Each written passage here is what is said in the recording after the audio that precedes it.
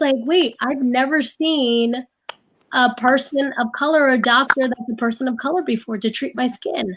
Yeah. Nobody has ever told me anything. Like, the way eczema shows up on my skin is different than the way it shows up on Cheese and Briana's. And it just, like, even though I knew it almost like subconsciously, now it's like consciously. And now I see that this lack of information is what has caused me to not even think about it before, because we just didn't know. We accepted it as the norm. They have an exciting initiative that they're doing, and I'm actually going to let them share more about it right now. So whoever wants to, feel free to share it. I mean, the way this really started was like, it was perfect, because it was really during, I mean, we're still in this pandemic, but it was in the heaviness of the pandemic. It was in the heaviness of all of the racial injustices that were occurring. And so I remember going through a phase of like deep reflection. And I'm like, how am I connecting everything that's happening with eczema right now? And with everything that I've been through with eczema? And how does the racial disparities play a part in the skincare community? And at that moment, Chi messaged me. And she's like, hey, I've been feeling this heaviness. I forgot exactly what you said, Chi, but you were pretty much like, I'm in alignment with what you're feeling. Let's hop on a call. There's something I know that we can do. I just don't know what it is, but let's talk it out. And we had a call, and it was a great conversation. Briana hits me up, like, I think it was like either around the same time or the day after. Yeah. Hey, Ash, I'm feeling like we could do something. And I'm like, you know what? I refuse to do anything alone nowadays. So I'm like, what a perfect opportunity to just like all of us come together and really plan out how we can support and alleviate this huge gap right now that exists in the skincare community, in terms of just showcasing how different skin conditions affect different skin colors. And so that's where really POC Skin Matters came about. Yeah. That's so awesome. So what are you guys in the works with doing right now to get this movement going? I would love to learn more. Well, I guess we had first start, I'm gonna say, I mean, Ashley can take it away. She's the one, that's why I was like, let me reach out to Ashley. She's the one that has like everything Ashley posts is like a go get 'em status for you. So I was like, Ashley has to be a part of this, if anything. Like, I don't know what I'm doing without her. So I remember like we would have these phone calls, and I remember all three of us just discussing like this had to be something that was not going to just fall off. Like, we were going to try and keep this going because it was such an important message. And so for the past, oh my gosh, how many weeks has it been now? I feel like, wow. I mean, COVID has like made everything seem much like longer, but just for a while now, we've been trying to do some lives. We've been trying to get I guess what our initiative is out there. Not only do we want there to be more integration, but it's more of integration with what doctors we see. We want to see, doctors of color. We don't just want to see a white doctor treating every single person. We want to see all of that integrated. We want to see education. You go Google online and you just see people that look like me. And what does it look like on my skin? We want to see it on everyone's skin. We want to know what each person has without having to guess. And then we want to be integrated with research. So we want to make sure that everything that's being put out there is equal opportunity for everyone, that we know what happens to each person of color's skin going through it. So I know right now we put together a video that went out about 2 weeks ago. Mm-hmm. I think it was about 2 weeks ago. Just trying to continue to spread the awareness, to try and get people to come on board to share their voices with us, so that we can put out another like part B, C of our initiative. So I don't know if someone else wants to take it away with what we're getting done in the future for this. I can definitely help you out here. I think that it's also important for us. And during those conversations, we just didn't want to just post about it. We wanted to actually do something about it. Like, we can post and we can talk and we can write a caption and we can express our emotions, but we I think what brought this to like full front is we wanted to take action. We really, really wanted to do something because there's so many loopholes that it was just important for all of us to make sure that we put our efforts in to make it happen. So our next plan, Next step in this initiative is our open letter form that we will be sending out to a few different skincare companies, people in the industry. It's not just skincare companies. We're reaching out to dermatologists and pharma and just anyone who has anything to do with skincare. So this is an open letter stating what exactly our 3 points of actions are: acknowledgement, awareness, and action. Giving these companies exactly what we're asking, what to do, and we actually have a timeline that they can finish this by. So we've been working on that, and we're super excited to get that out. But what we've been doing before is just trying to put things in place to keep the conversation rolling and let everyone know why we're doing this. So what does action mean? What does awareness mean? What does accountability mean? What are we asking? We're asking specific things because there's so many things that we can do in this. So Awesome. I love it. I love that you guys actually have a plan of action and a lot of, actual action steps. So that's so great. And that you're actually carrying forward with it. And I just find it so amazing. And I know this is my first time doing something of this caliber. So it's like a learning experience as well, I think, for the 3 of us, because it's like, okay, how do we even make this idea come to light? Like, how do we even do it? So we really wanted it to be authentic, just to let everyone know, like, we're figuring it out as we go, but we are figuring it out. Yeah. Yes. And we're doing something about it. Like, I remember us literally like looking up hashtags to see like what was going to be our hashtag. And I remember, I was like, let me see, just like POC Skin Matters, like it must be taken. And it wasn't taken by anybody. And there were no posts underneath. And I'm like, this is perfect. So we're just like, we're really running with it. This is about inclusivity and about accountability. And so we just want companies to acknowledge that we matter and for them to show us that we matter. Like, it's one thing to say it, but there's another thing to like really show it through your work, through your research, through your mission, through where your money goes.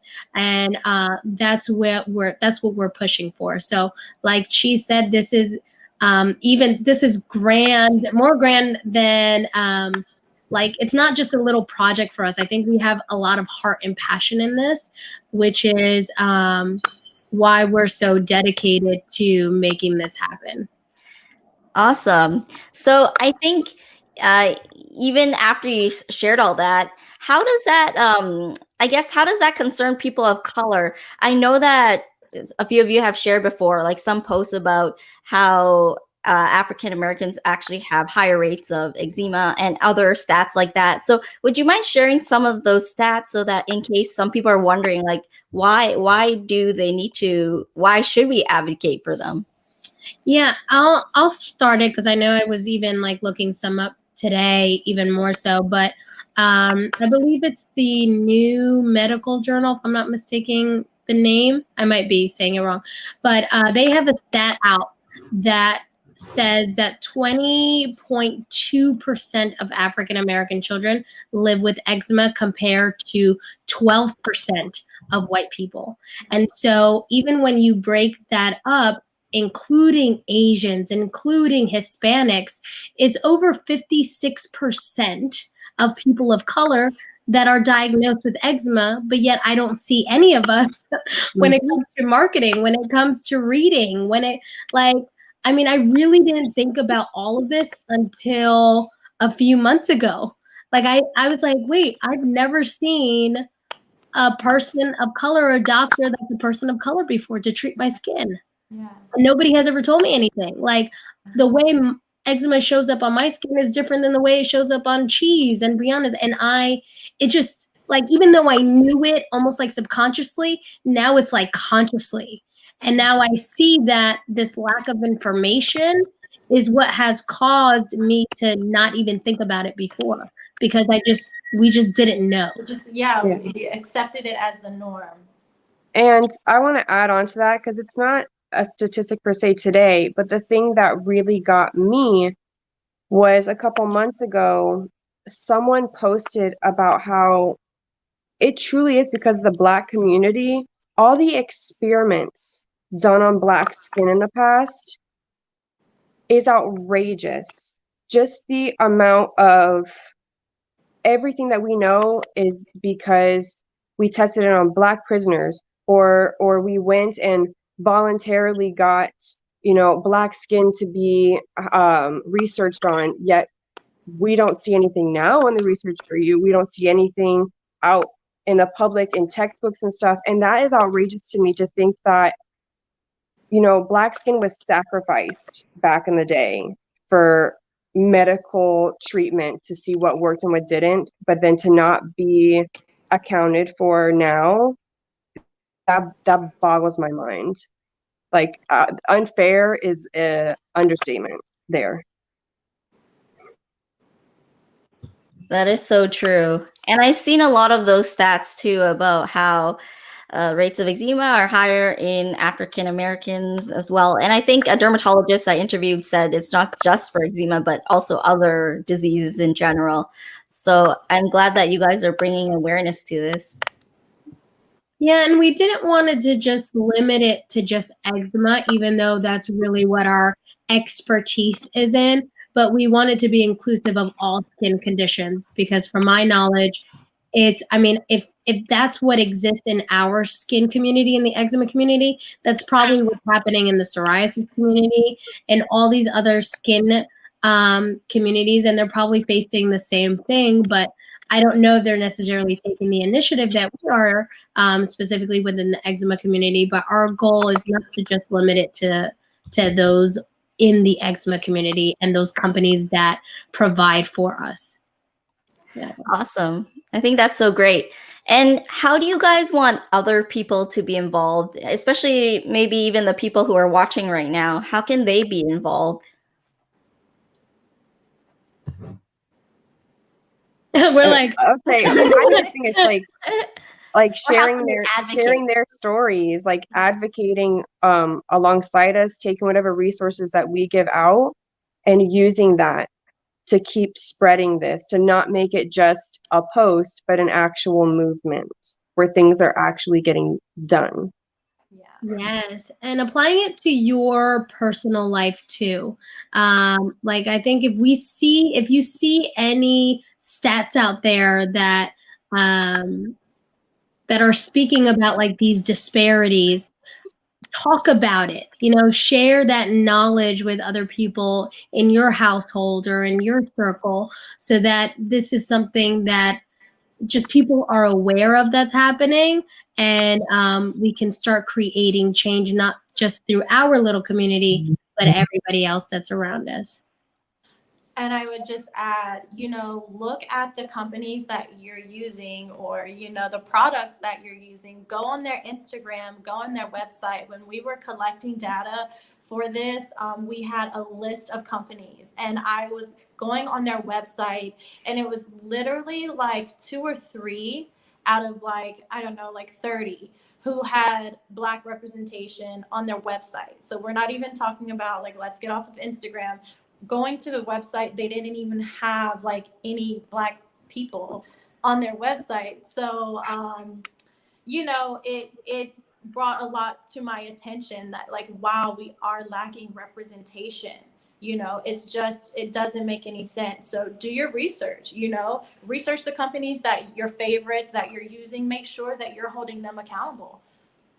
Absolutely. I remember, so one of these skincare companies that I consult with, they didn't post anything, especially during like really heavy and deep into the Black Lives Movement. And the thing is, like, I'm not attached to the Black Lives Matter words per se, or the phrase per se, but I'm attached to the acknowledgement of what is happening and how it's affecting our community and POCs. And I wrote them one heck of a letter or an email. And I was like, no. Like, if I'm going to consult and work with you, this is something that gets to be acknowledged. And that's how I am carrying the same passion and mentality into every company that I consult with, that I work with, in my own personal life, in my own work. Like, how are we being these examples that we want to see for pharmaceutical companies, for the skincare community? That's so true. Actually, I love that you called them out on that, because a lot of people probably haven't been. So that's great that you took that initiative as well. And also, Chi, you took the initiative to call out Dr. Pimple Popper for that recent yes. Steroid and the topical steroid withdrawal matter. I couldn't believe it. I mean, do you want to give some background just in case people might not know who are listening? Dr. Sandra Lee just released a new cream, and she's they're marketing it as the Dream Cream. And I just couldn't imagine that they would. It just blew. I can't believe it. It's called super hydrocortisone. Isn't that what they called it? Super hydrocortisone Dream Cream, the cream that it's a must-have. Everyone should have it. If you're having a rash or skin irritation, this is what you need. And I'm sitting here like, this is not serious. Like, you can't be serious. And I love her. I love watching Dr. Pimple Popper. I'm one of the gross people that like. Me too, boo. You're not alone. Not alone.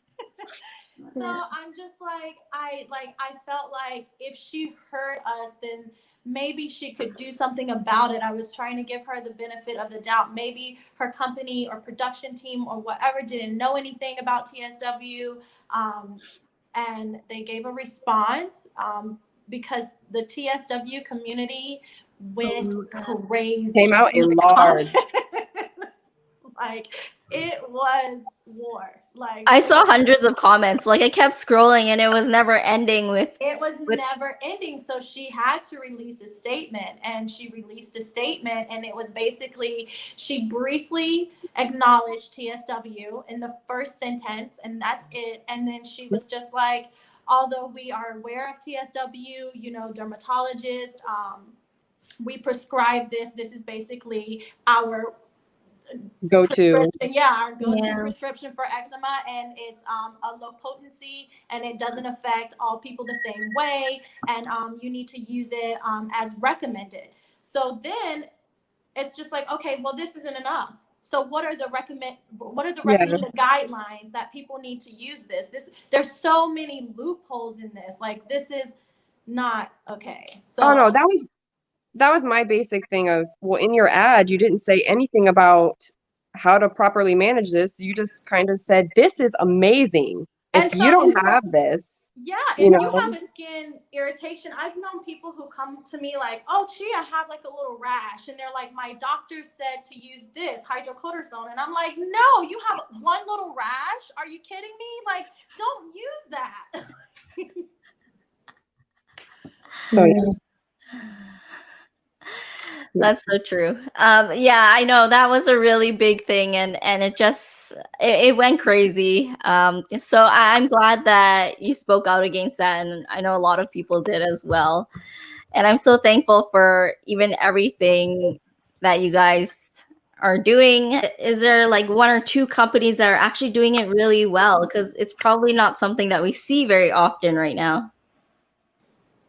Well, I know I'm only talking because I wrote this open letter, and I'm like, I was researching other companies to make sure that I was getting my information right. But I did, in the open letter, I mentioned Dove, because Dove has done a really great job in posting and talking about just their action plan. They're really putting their money where their mouth is, which is a huge thing as well. So they've been doing a great job. Honest Company has also done a really great job in acknowledging that Black Lives Matter, acknowledging that, hey, these are the initiatives we're taking, not only in the skincare community, but within the company, which I think is a separate issue, but it's really important. So, but in terms of some pharmaceutical companies, which I'm not going to mention here, they have not said anything. And these are really big companies that have their products out there, that it was actually really saddening not to see that they've mentioned anything. So, and those are the companies that we're really going to push to speak up and take this, stand with us. I really appreciate that you guys are doing that and spreading awareness as well. I think it's so important. And I just think it's great that you guys are bringing diversity and encouraging it too, and advocating for all of us. And so I really appreciate that. You guys have any last words that you want to say before we close off? I don't know. I'm so excited because I love y'all. I feel like we could talk for another 2 hours about our lives and how everything is going. Yeah, I'm also just glad that we get to catch up, even if it's on this live. That it's great that we get to see each other again and have this get together. And someone just posted a Facebook comment. She said, it's important to know what something looks like on different skin color in order to properly diagnose what we have. I was telling my husband the other day that my friend from Africa told me that to her I was colored because my skin changes color. And I was really thinking that when I looked at my skin going through TSW, my skin was red. But on skin that was darker, it wasn't red like mine. It was darker in color. So I really think it's important to know what TSW looks like on different skin. And then it cut off a bit at the end. But I agree. I mean, talking about the different shades of skin, one thing really quickly that I remember as a young girl, I didn't tan like everybody else. And so I tanned in a very grayish, sandish, it wasn't a cute look for me, versus other people would have this glow, and I'd be like, why? I didn't understand why. And now that I'm healing, I'm seeing that glow within myself, and I'm not tanning in that grayish way, which is just interesting and fascinating. Again, I don't know exactly what caused that, but it's just to show that there is a lack in me even understanding why I'm tanning in a different color than other people. Mm-hmm. Yeah, for sure. And it's not just with TSW. It's also with, eczema. Our skin looks different when it's inflamed, and it looks like almost like bruised skin. Yeah. But you don't see that when you go to the dermatologist. And so there's a lot of misdiagnosis as well with that. So that's a really, really great point that she brought up. Yeah. I remember somebody literally asking someone next to me, hey, I think she's wearing too much makeup.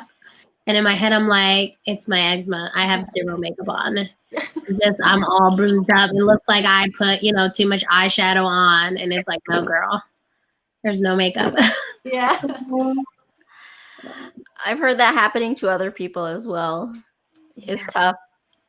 And even our texture is different. The texture of it is different. So it's, it's a lot that we need to talk about, and it's a lot to be, to raise awareness for. Just those little things matter when it comes to skin of color. I once had eczema herpeticum, and I went to the doctor, and they thought it was just pimples. She said, no, it just looks like pimples. And then she did a swab, and then the next week we found out that it was herpeticum. Yeah. Wow. Yep. Yeah. The importance of going to the right doctor who actually knows. Who knows? How skin, especially within our community, works. Mm-hmm. Yeah, definitely. So I know that before I mentioned if you guys had any last words to say. So I know that we could talk forever and ever. I'm just glad that you guys could be here today and bring awareness to this special day. So yeah, do you guys have any last words or anything that you want to say to the community out there who are listening? I just want to say thank you, Abby, for allowing us to come onto your platform and speak up on this. For anybody watching, definitely follow our movement. Look at these hashtags. Use our hashtag POC Skin Matters. Voice yourself. Like, really put your story out there. It doesn't necessarily have to be on social media, but share your story so that people know what you have, what you're going through, and they can learn from your experience so that they can understand that there are other resources that exist. Awesome. Amen. And just note, just because it's over the counter doesn't mean it's safe to just use every day as a dream cream. So, thank you, Abby. You're so welcome. And Sasha also says thanks. She was glad she was here, and she says you're all amazing. She says I will not be silenced. So yeah, Sasha. Thank you, Sasha. Thank you. It's great that other people can relate to what you guys have shared. Before we end off, do you want to share your social media handles so that people can find you? Yeah. So mine is Ashley Ann Lora, ASHLEYANNLORA. A little mouthful, but I'm sure I'll pop up. You'll see my eczema, all those eczema beautiful pictures, and more so just how I live my day-to-day life with and alongside of eczema, which I think is really important too. Like, eczema doesn't need to be our whole entire life. We are human beings outside of it. And so I invite you to also be a human being outside of your eczema. I love that. Yeah. My handle is preventable_DOC. So preventable_doc. And I do have, that's from the documentary. Anything related to eczema is usually posted on there. I do have my own personal one where my life isn't ruled by eczema, as Black Velvet Ink. So those are mine. And if you haven't seen Preventable documentary, go do it right now. It's streaming on YouTube. Thank you very much. And mine is at It's Just Cheese, so at ITS_JUSTCHI. I also have in my bio my skin page that I talk more about my personal TSW journey. So I have like a professional and then a skin page. So you choose. Awesome. Thank you, ladies, for being on here today. I know you guys shared a lot of great information and you guys are doing great things. So on behalf of the skincare community, we just really appreciate everything that you're doing. And thank you again for being here. Thank you. Thank you so much. It's so great to meet you back. Thanks for listening to the Eczema Podcast. And stay tuned for our next episode. If you like what you just heard, we hope you'll pass it along to your friends. Visit eczemaconquerors.com for more articles and tips. Thanks for listening.